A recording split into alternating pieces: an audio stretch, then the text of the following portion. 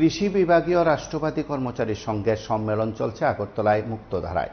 এই সম্মেলনের সূচনা পর্বে উপস্থিত ছিলেন বিধায়ক সুশান্ত দেব, পশ্চিম ত্রিপুরা জেলা পরিষদের ভারপ্রাপ্ত সভাধিপতি বিশ্বজিৎ শীল, বিপ্লব কর সহ সংগঠনের বিভিন্ন স্তরের নেতৃত্ব। সকলের উপস্থিতিতে সম্মেলন শুরু হয়েছে। সেই সম্মেলনে এই সময়ের মধ্যে রাজ্য সরকারের গৃহীত বিষয়গুলো উত্থাপন করে রাজ্যের শিক্ষক কর্মচারীদের জন্য সরকারের ভাবনা দৃষ্টিভঙ্গি তুলে ধরা হয়েছে অতিথিদের তরফে। তার পাশাপাশি সংগঠনের তরফেও তাদের পেশাগত অর্জিত অধিকার নিয়ে আলোচনা হয়। আমরা বিধায়ক সুশান্ত দেব এবং সংগঠনের তরফে নেতৃত্বের বক্তব্য শুনব। ত্রিপুরা রাজ্যের রাষ্ট্রবাদী কৃষি বিভাগীয় যে কর্মচারীরা আছে, আমাদের সংগঠনের আজকে ত্রিবার্ষিক প্রথম সম্মেলন। এটা ত্রিপুরা রাজ্য রাষ্ট্রবাদী কর্মচারী সংঘ অনুমোদিত একটা সংগঠন। এটা রাজ্যের কৃষি বিভাগে যেই কর্মচারীরা আছে, যারা রাষ্ট্রবাদী ভাবধারায় বিশ্বাসী, আপনারা এই সংগঠন কাজ করছেন।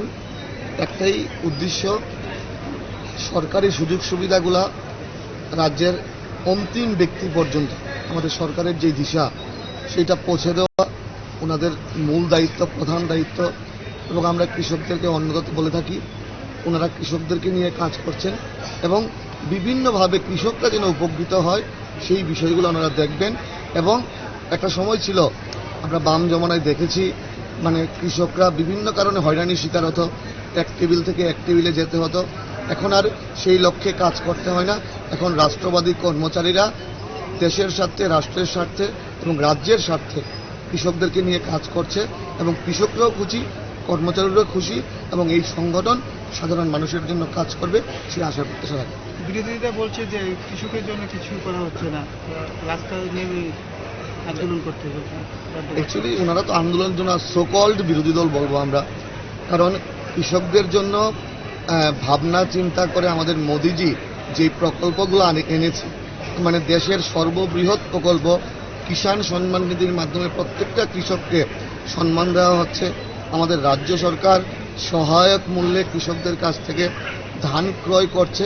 আরও অনেকভাবে আমরা একটা সময় শুনতাম জয় জওয়ান জয় কিষাণ, এখন মোদিজি স্লোগান দিয়েছেন জয় জওয়ান জয় কিষাণ এবং জয় বিজ্ঞান। বিজ্ঞানকে একসঙ্গে করে কিভাবে কৃষিক্ষেত্রে ডেভেলপমেন্ট করা যায় মোদিজি চেষ্টা করছেন। আমাদের রাজ্য সরকার, আমাদের মাননীয় মুখ্যমন্ত্রী প্রফেসর ডক্টর মানিক সাহা চেষ্টা করছেন।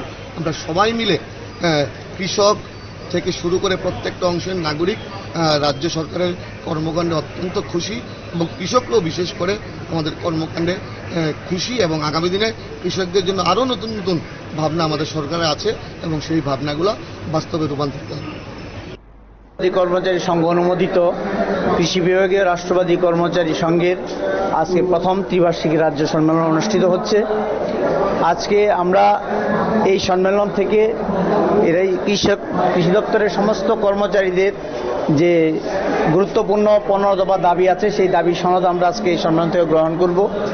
আমরা চাইছি এই রাজ্য সরকার যে দৃষ্টিভঙ্গি নিয়ে রাজ্য চালাচ্ছেন, কৃষকদের যে ভূমিকা থাকা উচিত সেই ভূমিকা যেন যথাযথভাবে পালিত হয়, কৃষকরা যেন নিষ্ঠার সঙ্গে তাদের দায়িত্ব পালন করেন।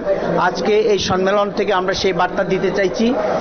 আজকে আমাদের এই সম্মেলনে উদ্বোধক হিসাবে আমরা রেখেছি একজন বিশিষ্ট কৃষক রিটন দাস মহোদয়, এবং আমরা যেহেতু কৃষি দপ্তরের সম্মেলন, তাই কৃষকের পক্ষ থেকে কৃষক দিয়ে আমরা আজকে এই সম্মেলন আমরা উদ্বোধন করেছি। পাশাপাশি আমাদের প্রধান অতিথি হিসেবে আছেন পশ্চিম জেলার জেলা সভাধিপতি শ্রী বিশ্বজিৎ শীল মহোদয়। আমাদের বিশিষ্ট অতিথি হিসেবে উপস্থিত আছেন আমাদের মাননীয় বিধায়ক সুশান্ত দেব মহোদয়। সম্মানীয় অতিথি হিসেবে আছেন আমাদের মজদুর মনিটরিং সেলের রাজ্য সভাপতি শ্রী বিপ্লব কর মহোদয়। তাছাড়া প্রধান বক্তা হিসেবে আছেন আমারই সংগঠনের রাষ্ট্রবাদী কর্মচারী সংঘের সাধারণ সম্পাদক সঞ্জয় সূত্রধর মহোদয়।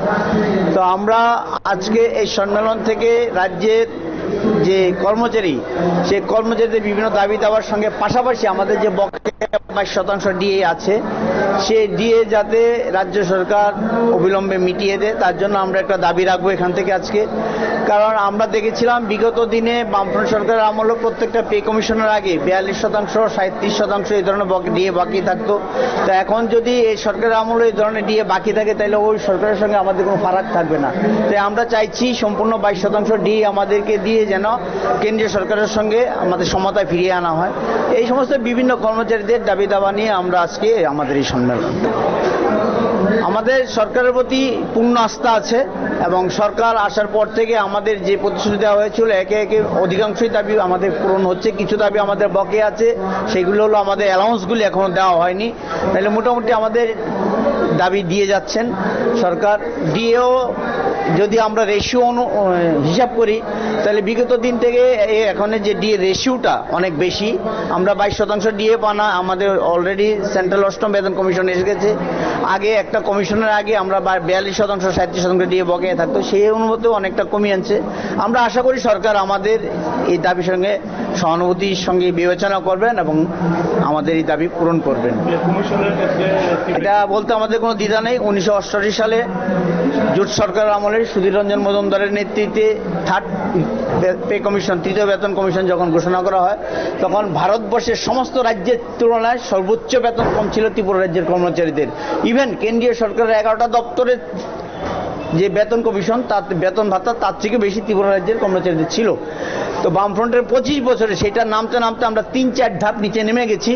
তো আমরা আশা করি বর্তমান যে আমাদের মাননীয় মুখ্যমন্ত্রী আছেন, জনপ্রিয় মুখ্যমন্ত্রী ডক্টর মানিক শাহ মহোদয়, উনি সেই 1988 সালের তৃতীয় পে কমিশনের ন্যায় নজির সৃষ্টি করে রাজ্যের কর্মচারীদের মুখে হাসি ফুটাবেন, এটা আমরা আশা রাখছি। আমি দীপন ভৌমিক। আপনারা শুনলেন সেখানে সংগঠন নেতৃত্বের বক্তব্য। তারাও আশাবাদী যে ডিএ বঞ্চনা সেখানে দূরীকরণে গুরুত্বপূর্ণ ভূমিকা নেওয়া হবে শিক্ষক কর্মচারীদের জন্য, এই প্রত্যাশা তারা রাখছেন। রাজ্যে শিক্ষক কর্মচারীরা এই সময়ের মধ্যে বকেয়া 22% ডিএ শুধু চাইছেন তা নয়, তারা চাইছেন অষ্টম বেতন কমিশন।